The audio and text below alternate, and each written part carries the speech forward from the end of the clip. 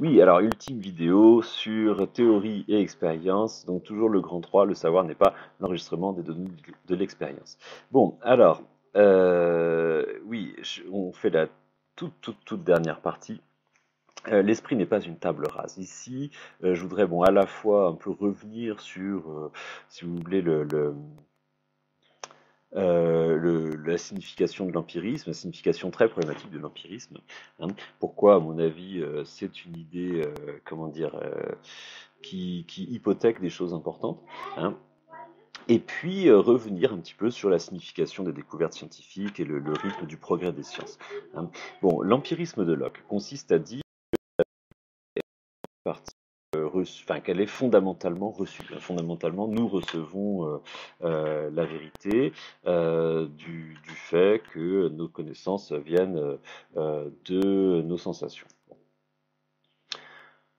Ouais, ce serait plus exact de dire recevoir les connaissances. Bon.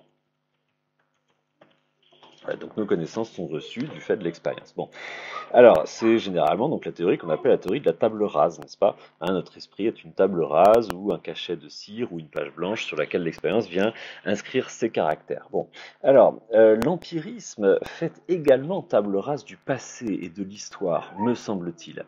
Et c'est ça le problème quand ici on parle des sciences, c'est que l'empirisme, du coup, en posant le principe que la source essentielle de nos connaissances provient de l'expérience, l'empirisme laisse croire que l'expérience est un début. Alors que moi, j'ai essayé d'expliquer que l'expérience n'est pas un début, l'expérience est un aboutissement. L'expérience scientifique est un aboutissement, c'est pas un début absolu. Et il me semble que en avançant, en posant que l'expérience est un début, l'empirisme supprime l'intérêt de l'histoire, le supprime l'intérêt du passé, supprime l'intérêt de l'histoire des sciences. C'est-à-dire qu'en fait, à la lumière de cette théorie, si on croit à cette théorie, je veux dire, hein, il suffit dans ce cas-là de se tenir au courant des dernières expériences. Il suffit de finalement avoir un abonnement à Science et Vie pour comprendre suffisamment la science.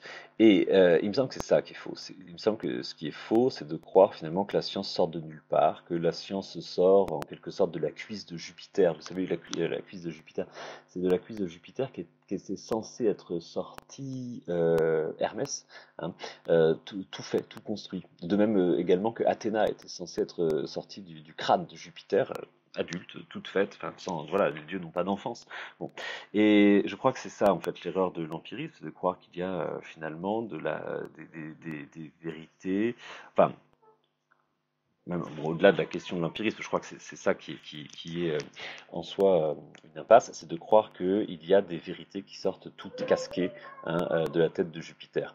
Et je crois qu'en fait, la conséquence, c'est une certaine arrogance du présent, ce qu'on appelle le présentéisme, qui est parfois encouragé par la science. Alors c'est peut-être pas encouragé que par la science, et je crois qu'il y a une autre raison très profonde à cela, d'ailleurs je vais peut-être en dire un mot, j'aurais dû en dire un mot plus tôt d'ailleurs, c'est le fait que la science en fait aujourd'hui est soumise en fait à un rythme de publication, en fait à une économie qui précipite en fait son déroulement. Je l'avais expliqué dans une autre vidéo, c'est en fait ce que les Britanniques appellent publish or perish, c'est-à-dire vous publiez ou vous périssez. Hein. Une unité de recherche a besoin de publier des articles dans des publications savantes pour obtenir des crédits, pour conserver, voilà, enfin pour avoir beaucoup de candidats, de doctorants, etc. Hein. Et cela conduit en fait l'unité de recherche à publier beaucoup de choses qui n'ont pas forcément en fait une immense valeur scientifique hein, ou qui seront rapidement réfutées.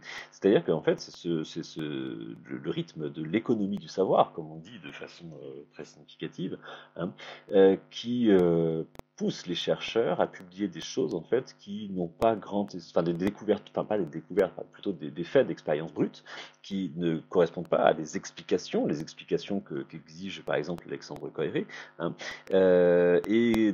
voilà, les faits d'expérience brute peuvent être assez facilement réfutés par d'autres contre-expériences ou même par toutes sortes. Oui, il y a même des gens qui s'amusent en fait à essayer d'évaluer euh, le degré de répétabilité des expériences qui sont publiées dans les publications savantes.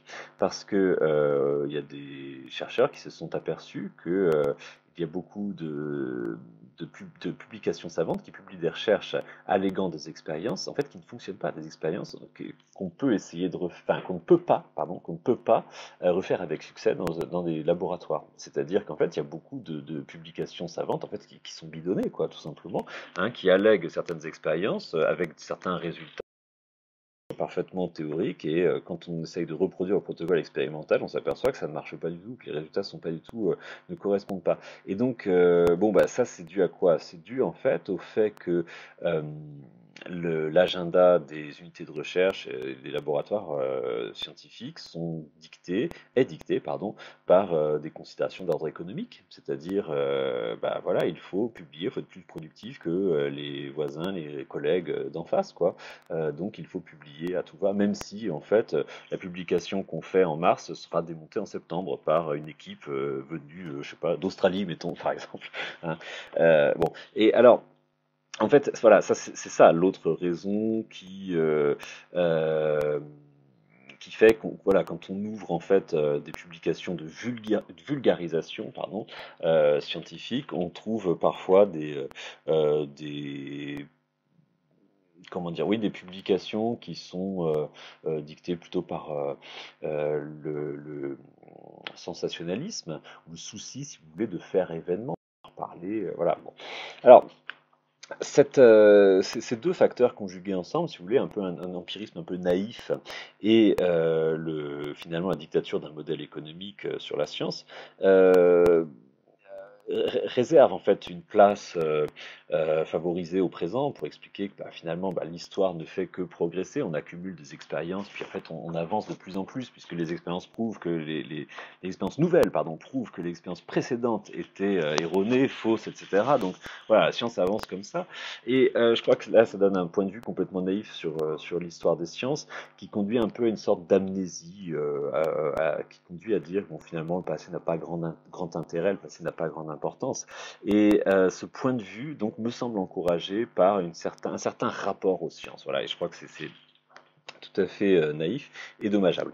Je voudrais ici vous faire une mise au point sur Auguste Comte, parce que cette arrogance du présent est parfois adossé à ce qu'on appelle le positivisme, c'est-à-dire la philosophie d'Auguste Comte, hein, c'est-à-dire voilà, une confiance peut-être un peu excessive dans les sciences. Et Auguste Comte, en fait, a un point de vue qui correspond pas du tout à ça, qui est beaucoup plus subtil et beaucoup plus intelligent, je crois. Auguste Comte, donc, était un grand savant français du 19e siècle et croyait effectivement dans le progrès des sciences et le progrès de l'humanité grâce aux sciences. Hein.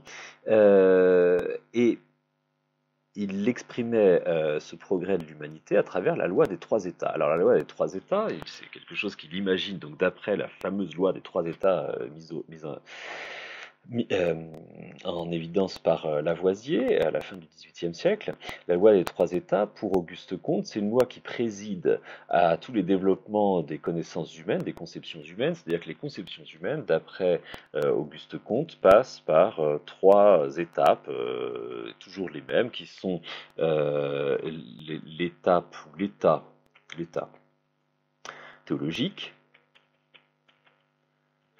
l'état métaphysique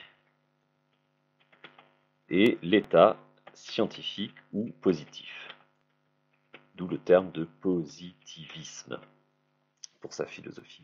Alors, donc selon Auguste Comte, par exemple, voilà, la physique est d'abord passée par un état théologique, c'est-à-dire que ne pouvant expliquer les phénomènes, les hommes ont imaginé qu'il y avait des sortes de divinités, de démons, de puissances, d'esprits qui dictaient les phénomènes. Donc voilà, par exemple, voilà, la foudre, eh bien, c'est Zeus, hein, l'expression de la colère de Dieu. Alors il y a un progrès quand on passe du polythéisme au monothéisme, d'après Auguste Comte, c'est qu'on progresse vers la compréhension un peu des causes. Et puis cet état théologique est suivi par un état métaphysique, c'est-à-dire qu'en fait, dans l'état métaphysique, on imagine des causes abstraites, des causes métaphysiques pour expliquer les phénomènes. Et puis enfin, l'état final des connaissances humaines, c'est l'état scientifique, quand on explique les phénomènes par tout simplement des rapports entre différents phénomènes qui produisent du coup, voilà, par exemple la foudre. Alors, Cette logique, ces trois étapes, cette transition, d'après Auguste Comte, préside donc à l'histoire de toutes les connaissances humaines, hein, et donc Auguste Comte croit dans le progrès par la science. Bon. On a parfois cru comprendre par là que, du coup, à mesure que l'histoire avançait, on se débarrassait du passé, puisque quand on passe à l'état normal des connaissances humaines, bien, du coup, les états antérieurs, on peut les liquider, on peut s'en débarrasser, on peut faire table rase du passé, en somme. Bon.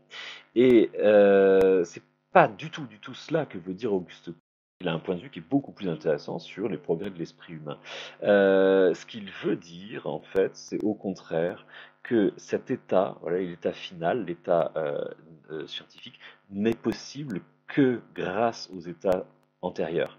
C'est-à-dire que l'avènement de l'état final, loin de réduire à néant les états antérieurs, au contraire, l'état final n'est possible que l'existence. C'est-à-dire que, bon, même si le passé a été peut-être rempli de toutes sortes de superstitions, d'erreurs, de croyances superstitieuses, oui, n'empêche que ces croyances superstitieuses sont d'une certaine façon nécessaires parce que les hommes doivent commencer par se tromper avant de trouver la vérité, hein, et que ces croyances, même insuffisantes, en fait, sont ceux qui nous amènent à comprendre la vérité d'un point de vue scientifique. Donc en fait, les états antérieurs sont absolument nécessaires, même s'il faut bien sûr les dépasser, hein. Et donc, par conséquent, on a besoin de l'histoire des sciences, on a besoin de comprendre l'histoire de l'esprit humain, on a besoin de comprendre en fait les conceptions antérieures qui ont été insuffisantes, qui ont été peut-être fausses, etc., si l'on veut espérer avancer, hein. C'est-à-dire qu'en fait, l'idée très profonde d'Auguste Comte, c'est que le progrès de l'humanité a une condition, c'est le culte du passé. C'est-à-dire qu'il faut réussir à avoir de l'admiration pour le passé, non pas pour rester prisonnier des erreurs, des croyances, des superstitions, mais pour, au contraire, comprendre ce qu'il peut y avoir de grand dans les réalisations du passé et conserver un sentiment d'admiration, non pas pour rester donc dans le culte aveugle du passé, dans l'immobilisme, mais au contraire pour prendre courage, hein, pour prendre de l'ambition à la lumière du passé, pour essayer d'être digne de nos prédécesseurs, même si nos prédécesseurs n'avaient pas forcément compris la vérité de tous les phénomènes, hein, voilà. Alors c'est cela, je crois, que la science moderne a tendance à faire un peu oublier. Je ne dis pas que c'est la faute de la science moderne, je pense que c'est plutôt une interprétation paresseuse de la science moderne, hein, qui se contente de cueillir les résultats du présent sans comprendre que les résultats du présent en fait sont le produit d'une histoire et qu'ils ont un passé, hein, et que voilà, ce passé, il est nécessaire de le comprendre pour pouvoir apprécier à sa juste valeur, à sa juste mesure, le progrès humain. Voilà, je vous laisse sur cette conclusion. Et donc, je vous dis à bientôt pour un autre cycle de vidéos sur un nouveau cours.